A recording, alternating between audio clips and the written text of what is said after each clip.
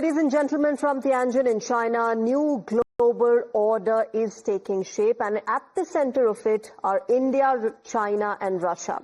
Ahead of the Shanghai Cooperation Organization, or the SCO Summit, Prime Minister Narendra Modi held a delegation-level bilateral meeting with his Chinese counterpart Xi Jinping. In fact, from the outset, this meeting has been historic. This is, remember, Prime Minister's first China visit in 7 years. And finally, the ties between the two superpowers are stabilizing after the deadly border clashes in 2020. Bilateral relations and border issues were the core issues that were discussed in this 55-minute-long meeting. In his opening remarks, Prime Minister Modi welcomed the restart of the Kailash Mansarovar Yatra and confirmed direct flights between India and China will be restored soon. In fact, the Prime Minister emphasized on mutual trust and sensitivity, saying that interests of close to 3 billion people are linked to this cooperation. He also asserted that ties between India and China have been improving since their last meeting in Kazan, and that India is committed to taking the relationship forward. Meanwhile, President Jinping also echoed similar sentiments, calling both the countries a key player on an international level.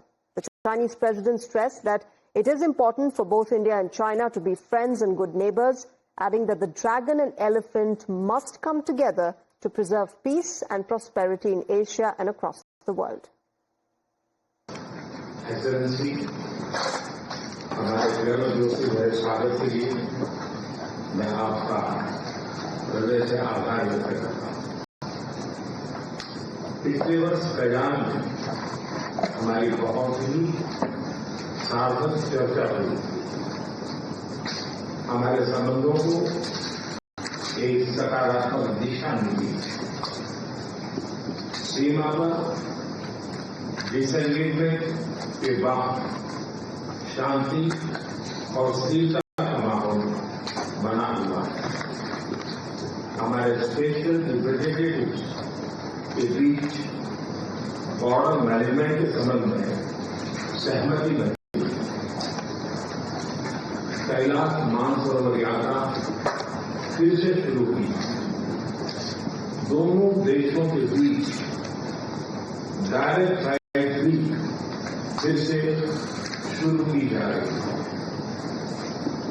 हमारे सहयोग से दोनों देशों के 2.8 billion लोगों के बीच जुड़े हुए हैं। इससे पूरी मानवता के कल्याण का मार्ग भी प्रशस्त होगा। परस्पर विश्वास, सम्मान और संवेदनशीलता के आधार पर हम अपने संबंधों को आगे बढ़ाने के लिए प्रतिबद्ध है। एक्सेलेंसी, चीन द्वारा एससीओ की सफल अध्यक्षता के लिए मैं आपको बहुत बहुत बधाई देता हूं। एक बार फिर चीन यात्रा के नियंत्रण के लिए और आज की हमारी बैठक के लिए आपका हार्दिक धन्यवाद। All right, let me welcome my guests on the show. Major General AK Siwach, Defence Analyst, joins me in the studio this evening, as well as Mr. Brahma Chellaney, Strategic Affairs Expert, is joining us.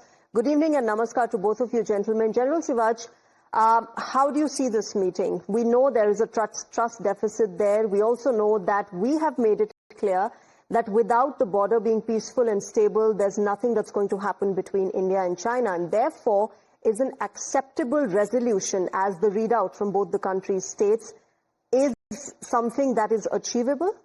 Yeah, Shreya, I think this is a requirement of the day. In fact, both the countries need each other, and that's how they are saying the elephant and dragon must coexist peacefully, and this will be a betterment and good for not only South Asia but to the whole world. Now the point comes is that whatever relation with India and China is there, there are protocols of 1995, 1996, 2012 and 2013. But when they came to Doklam and thereafter to Galwan, they have overlooked this. And that was the basic cause of concern, and that's how India is raising this issue, that, these can't be diverse. The bilateral relation as well as the peace and tranquility in border has to go side by side.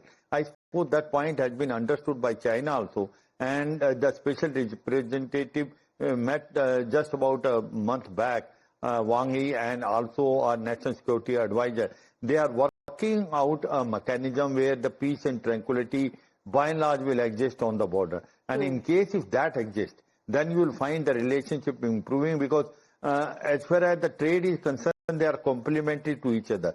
See, remember that as far as China is concerned, it is actually an export economy. And India, as such, provide a huge market, and it's a consumption economy. So automatically, both are complementary to each other. Both need each other. And that's how I suppose the things will move. But certainly we cannot put all eggs in one basket. We should be wary of China. We cannot have total faith in China, because what China says and what China does, they are two different things. But as on today, as the way that Donald Trump has acted as a bully and pushed India toward China and Russia, we have no choice but to be with China and Russia, and also give a proper response to US that we are not going to bow down. If we are going to sign something in future, as far as tariff is concerned, we are not acceptable to us this 50%. And US cannot single us out, in the sense that if the oil of Russia is the main cause, it is not only India which is purchasing Russian oil, it is also China which is purchasing far more than Europe is purchasing. US itself is doing a $7 billion trade. So we have now shown to the US that India is not going to bow down. India is now going to stand firmly. Okay, so, you know, that's the underlying factor while this meeting happened, that India is going to be treading this path with China with caution. We know there is, lack of trust there, and we can't be completely reliable on China. But Brahma Chellaney, as far as sending out a message to not just Donald Trump, but the entire West is concerned, do you think we have been able to? I know you're somebody who said that, this SCO Summit is more about optics for India and China than anything else, than, concrete substance coming out of it. And while I agree with it, do you think the kind of messaging that both countries wanted to put across has gone across? The meeting between Modi and Xi Jinping appears to be more of a diplomatic re-engagement than a sign of substantive progress on core issues. While we talk about the Trump factor today, we should not forget that Modi's efforts to reset the relationship with China began last October when he met with Xi Jinping on the sidelines of the BRICS summit in Kazan, Russia. Yeah. And today's meeting followed up on the earlier discussions. So the reset that Modi embarked upon came months before Trump took office in January. Of course, now that Trump is waging tariff war in India, clearly he's pushing India to mend ties with China. Therefore, there was a lot of expectation from this Modi-Xi Jinping meeting. After all media outlets had hyped this meeting.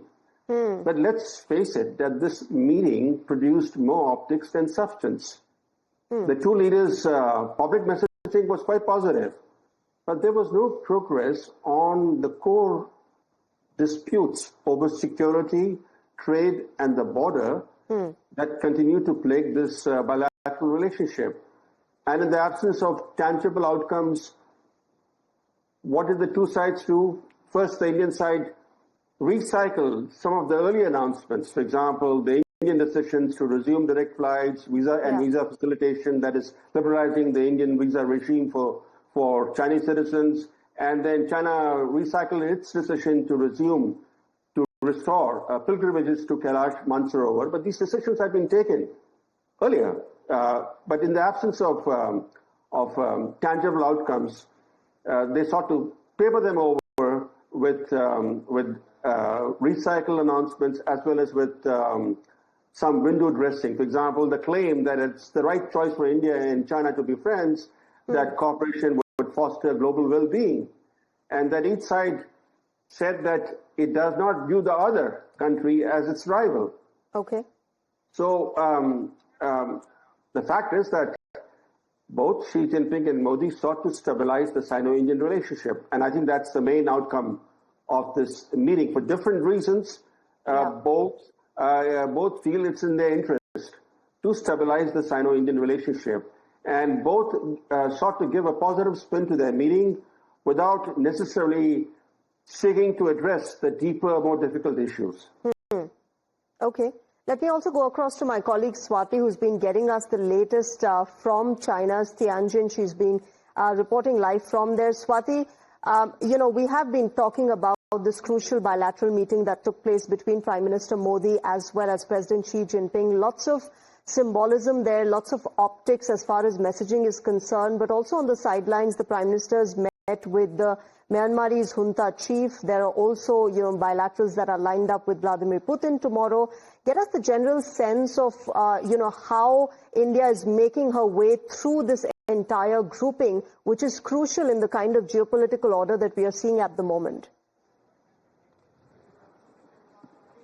Absolutely. Like you said, Shreya, of course, the Prime Minister and the President of China had a word in Kazan, after which a map was laid, groundwork happened on resolving the border issue. It has not been resolved completely, of course, but measures have been taken to ensure that peace and tranquility remains. It continues in the border areas. Apart from that, multiple other decisions that impact people-to-people connect were taken as well, which in fact were reiterated today in the bilateral between Prime Minister Narendra Modi and Xi Jinping. And the fact that he accepted the SCO invitation, chose to come to China after 7 long years, definitely is to send out a strong message of India now looking for multilateral engagements, of India not wanting any interference when it comes to independent diplomacy. Apart from that, now in just 20 minutes from now, there's an official reception which is going to take place in a very non-formal setup. You would see leaders mingling with each other. We'll soon start getting those visuals. And tomorrow, another big ticket event. Tomorrow is when Prime Minister Narendra Modi will have a bilateral with the Russian President Vladimir Putin.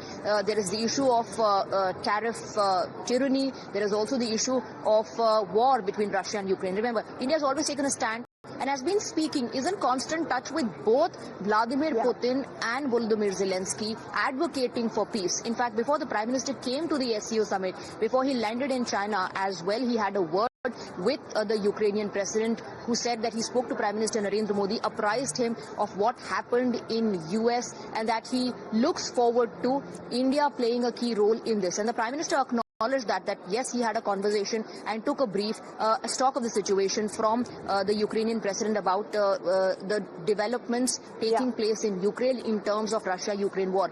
Will that come up during the discussion? We don't know at this point of time.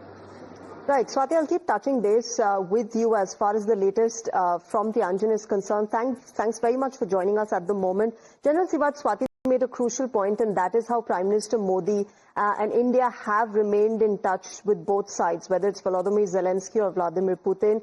And that's why, the kind of statements that have been coming in for India as well, that it can perhaps play the role of a peacemaker. But as far as India's stand of multilateralism is concerned, do you think that has now been challenged by Donald Trump, and therefore this entire talk of the RIC alliance coming to the fore and re-strengthening while the world faces the Trump tyranny? Yeah, very good. Shreya, first of all, can India play a peacemaker as far as the war between Russia and Ukraine concerned? I think yes. Because, see, the point is, as far as India is concerned, we have a very good relation both with Russia as well as Ukraine. And as far as Prime Minister Modi is concerned, that he has got also personal friendship, both, you can say, Zelensky also and Putin also. So, in fact, whatever has been tried by Donald Trump, it has not succeeded at all. And whereas Prime Minister Modi can make an impact, and he will try his best. He will also try to put pressure on Putin to accept certain conditions of Zelensky, certain thing which talks about certain portion can be taken, certain portion like Zaporizhia, Kherson can be given back. I see it's a give and take. Some sort of mediation can start. It may be a starting point, and that is very, very important, because after Alaska meeting, the war has escalated, not stopped. In fact, both the sides are now firing at each other with drones, missiles and rockets. and there are a number of casualties taking place every day. Having said so, as far as the US is concerned, see, remember what is there is US and India are a natural ally.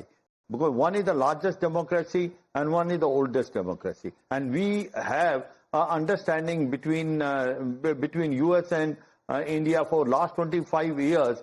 There is a bipartisan understanding, whether Republican has come or Democrats have come. These relationship has grown strength to strength. Remember, we started from nuclear civil deal, and then we signed 4 basic agreements. And as on today, we had the best of the relation. Less, Donald Trump has now made it nil. In the sense, what has he done? That he has lost a good friend. And in case if India is pushed, then India has no choice, will go closer to China as well as Russia, and you will find RIC becoming stronger. The Quad will lose its grip. The Quad for which it was made, that free, open and inclusive Indo-Pacific with a tenet of freedom of navigation, rule-based international order, maintaining territorial integrity and sovereignty of all nations in Indo-Pacific, especially against, you can say, the way the China was acting in a very bossy manner in Indo-Pacific. So the point today is concerned whether this will carry on, the Quad will remain stronger, or India will now have no choice to go more closer to China and Russia. It all depends how things unfold as far as India and US relation in tariff is concerned. To me, it looks like, Shreya, that it is a momentarily, it may be a month or two, there will be some free trade agreement signed between India and Russia. Maybe that our relationship will come to some sort of track, though the trust and mistrust will remain, because what the relationship which were matured in last 25 years, there is a crack which has come in between this relationship. Yes, certainly this is a rough patch between India and United States of America. But Brahma Chellaney, is it fair to say that Prime Minister Modi traveling to China means that we are only pivoting towards China because of what we are having with the United States of America? The softening of stand and the re-engagement between both countries perhaps started in Kazan last year, even before Donald Trump was elected. And therefore, one, is it fair to say that India is now pivoting towards China because of what is happening with the US? And two, pressurizing India to further pressurize Russia to end the war, that perhaps is not a choice that India wants to make, because today the US is talking about pressurizing Russia. Tomorrow it might tell us to pressurize China. And we want to practice our own strategic autonomy. You raise very good questions. First, China is not the alternative to America. If relations with America deteriorate, this doesn't mean that India should actually get into the embrace of China. But the fact is that the Kazan meeting of last October, which predates the return of Trump to the White House, there was a US factor even in the Kazan meeting, because we should not forget that in the last 2 years of the Joe Biden administration, the US-India relationship began fraying. Joe Biden began playing the Khalistan card against India, the human rights card against India. He upgraded and modernized Pakistan's F-16 fleet to make it more lethal against India. There were these 2 indictments that were aimed at the Modi government, including the indictment against Mr. Adani. All that contributed to to providing some momentum to mend ties with China, and that resulted in the Kazan meeting between Modi and Xi Jinping. Now, what has transpired today in terms of a follow-up meeting is a continuation of the same path, an effort to stabilize the bilateral relationship. But to answer your second question, we should not forget that Trump's tariffs and sanctions on India have little to do either with Russian oil purchases by India or with the Ukraine war.